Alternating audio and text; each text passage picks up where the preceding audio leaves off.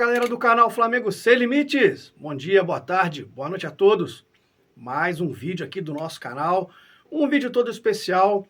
Vamos abordar hoje o tema Flamengo 1, Atlético Mineiro, fazer uma análise aí desse jogo, dessa vitória do Flamengo no último sábado, dia 15 de outubro, sobre o Atlético Mineiro atuando no Maracanã. Também vamos falar um pouquinho sobre a vitória do Mengão na estreia do NBB temporada 2022-2023. Bem, o Flamengo, como eu disse, entrou para jogar contra o Atlético Mineiro pela 32ª rodada do Campeonato Brasileiro, nesse último sábado, atuando no Maracanã, jogo às 20h30, e venceu o Atlético Mineiro, mesmo com um time alternativo, ou um time B, digamos assim, até com um experimento, que foi o caso do Mateuzinho, atuando pelo meio de campo. O fato é que o Flamengo venceu com o gol de Everton Cebolinha, um gol de cabeça, até ele mesmo disse na entrevista, no intervalo, que é uma jogada rara, de rara felicidade dele, porque ele não é de fazer muitos gols de cabeça.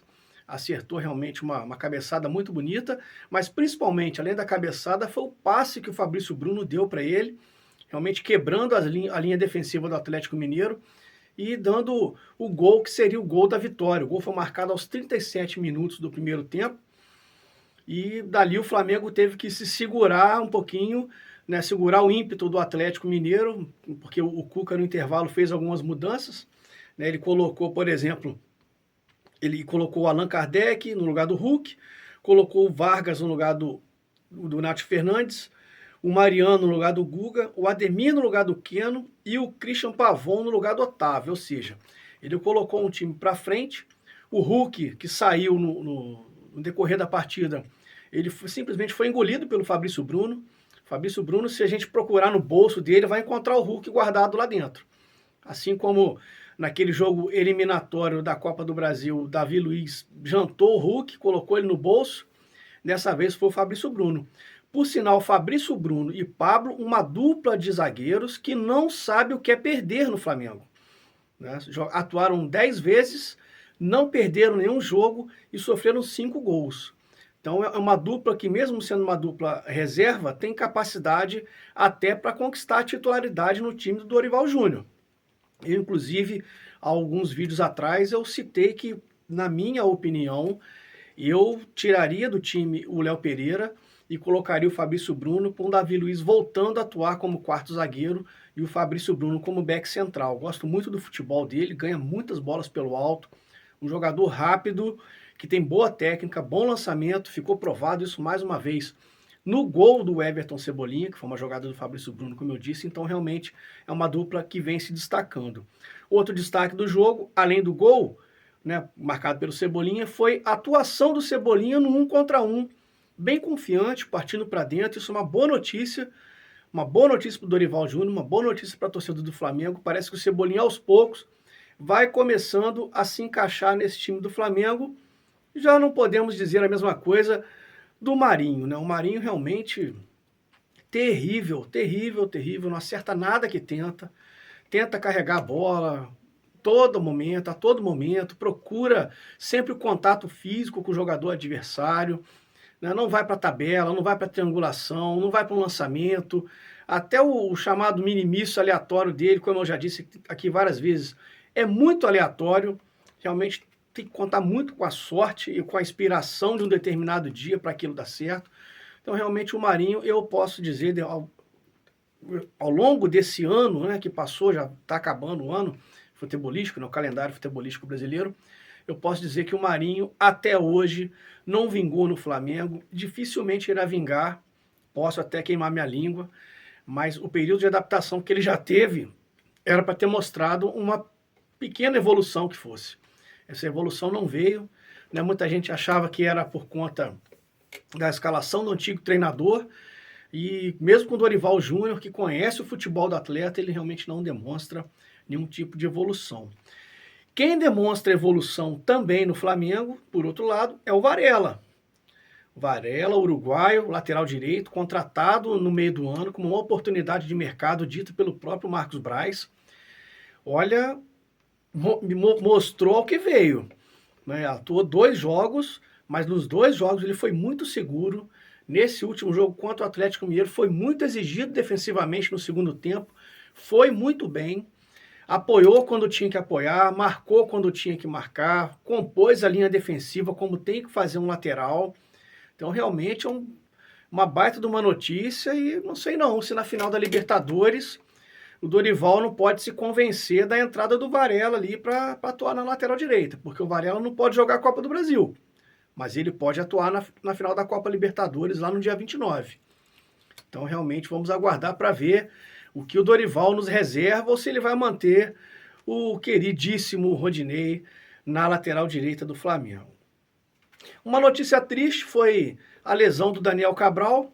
Daniel Cabral que entrou aos 41 minutos do segundo tempo, um volante da base, capitão do time sub-20, tem um potencial também muito grande, excelente jogador nas categorias de base, sempre se destacou. O Daniel Cabral entrou aos 41 do segundo tempo, se machucou sozinho, saiu aos 48 e depois foi constatado através de exame uma lesão ligamentar. Ele rompeu os ligamentos do joelho, o ligamento cruzado do joelho, né, e vai ficar aí em torno de 8 a 10 meses fora do time, realmente uma pena. Jogador que dificilmente tem oportunidade, ficamos aqui na torcida para que ele se recupere da melhor forma possível e possa voltar a ter oportunidades no ano que vem e dessa forma demonstrar todo o seu potencial, como eu já disse, que ele possui e tem potencial para isso. O Flamengo, ele atuou, né, com uma formação diferente, o Mateuzinho jogando pelo meio de campo, no meu modo de ver, cumpriu bem o papel, não foi sensacional, mas o Mateuzinho não é um jogador craque, o Mateuzinho é um bom jogador, mas não é um craque. Na lateral direita, que é a sua posição de origem. No meio de campo, eu esperava que ele fosse encontrar até um pouco mais de dificuldade para se adaptar naquela função ali que o Dorival colocou para executar, mas até que ele foi bem, ele, principalmente no primeiro tempo, o time do Flamengo jogou muito bem no primeiro tempo. Como eu disse, com as alterações do Atlético, o Atlético meio que empurra o Flamengo, mas o Atlético também vem desorganizado. Mais uma abafa do que uma mudança tática que iria organizar o time. E o Flamengo pecou, no meu modo de ver, na transição do contra-ataque. Isso me chamou um pouco a atenção, mesmo sendo o time B, mas contra o Corinthians também, pela primeira partida da final da Copa do Brasil, com o time principal, o Flamengo demonstrou essa dificuldade na transição do contra-ataque. Né? E o Corinthians, na próxima quarta-feira, a gente vai falar um pouquinho sobre o Corinthians no próximo vídeo, o Corinthians deve explorar um pouco mais, jogar um pouco mais fechado, assim como fez lá em Itaquera, para jogar por uma bola. Então o Flamengo, no momento em que tiver a oportunidade de contra-atacar, de sair em velocidade, o Flamengo tem que fazer isso com maestria. Né? E no jogo de sábado contra o Atlético Mineiro, o Flamengo, mais uma vez, deixou a desejar nesse quesito que era a transição para o contra-ataque.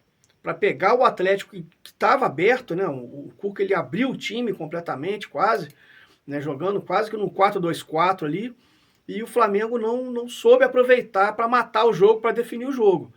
Por sorte e por mérito, o Flamengo conseguiu segurar o placar e venceu por 1-0, dessa forma atingindo 55 pontos e se colocando ali em terceiro lugar no Campeonato Brasileiro, ainda muito distante do líder Palmeiras, que empatou com o São Paulo no domingo, ontem, né, ainda mantém aí uma diferença considerável em relação ao Flamengo, mas o fato é que o Flamengo se coloca ali entre os três, e isso, além da vitória, tem a questão, como eu disse, da moral que dá esse tipo de jogo. Era um clássico contra o time principal do Atlético Mineiro, e o Flamengo com o time B, mesmo com a improvisação do Mateuzinho, conseguiu se sair muito bem e venceu. Próximo compromisso do Flamengo, na próxima quarta-feira, dia 19, às 21h45, Maracanã, decisão. Flamengo e Corinthians vão disputar a grande final da Copa do Brasil, o segundo jogo, não tem como adiar mais, virou uma final de jogo único, como eu disse no outro vídeo. O Flamengo tem que vencer para poder se sagrar campeão, tetracampeão, tem todas as condições para isso, mas tem que ligar o sinalzinho de alerta nessa questão da transição e aproveitar os espaços que muitas vezes o Corinthians oferece pelos lados do campo. Por isso que eu falei que a notícia do Cebolinha ter ido muito bem, ela é muito bem-vinda, porque o Cebolinha pode e deverá entrar no time no segundo tempo para tentar abrir um pouco mais a defesa adversária, a defesa do Corinthians, mas isso como eu disse, é assunto para o próximo vídeo. No último sábado, o Flamengo estreou pelo NBB, temporada 22-23, atuando fora de casa, lá na Arena BH, contra o time do Minas, um time que sempre é uma pedrinha no sapato do Flamengo, mas mesmo assim, o Flamengo conseguiu vencer com uma diferença de 12 pontos, pelo placar de 85-73. Dessa forma, dá um pontapé com o pé direito para começar a competição nacional, a qual o Flamengo é o recordista de títulos e vem buscar agora o seu octacampeonato nessa temporada. Esperamos que o Flamengo possa disputar lá nas cabeças, que é o lugar que lhe é de direito, um time realmente muito forte. Da última temporada para essa temporada atual, restaram só 4 jogadores, o Rafa Mineiro, o Olivinha, o Rachel e o Faverani. Todos os outros saíram, chegaram novos jogadores, novos reforços, jogadores argentinos, inclusive o Coelho, o Vildoza, muito bom, se destacou com duplo-duplo nesse jogo contra o Minas. Então a gente percebe que tem alguns ajustes, principalmente defensivos, a serem feitos, né, por parte do Gustavo de Conte, mas o Gustavo de Conte, quem sou eu para querer ensinar alguma coisa ao nosso treinador? Ele é sensacional, talvez o melhor treinador do Brasil atualmente, não é à toa que ele treina o Flamengo, que é uma das melhores equipes de basquete nos últimos anos, e treina a seleção brasileira de basquete também. Então, o próximo compromisso do Flamengo, por incrível que pareça, pelo NBB, é contra a equipe do Corinthians, só que lá em São Paulo, o Flamengo vai fazer 3 jogos fora de casa pelo NBB, né, jogou sábado contra o Minas, vai jogar contra o Corinthians, também fora de casa, na próxima quinta-feira à noite.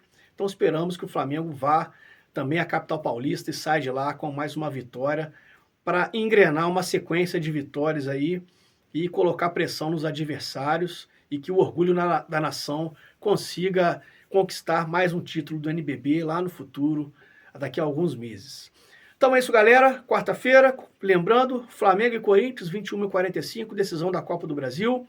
Na quarta-feira tem um vídeo especial falando sobre essa partida, a expectativa, as mudanças, João Gomes sai, entra Vidal, pode não entrar, quem poderia entrar. Então a gente vai falar um pouquinho sobre isso.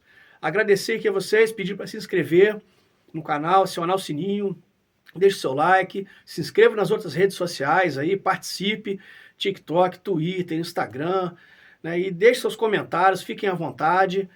Um abraço, se cuidem e saudações rubro-negras.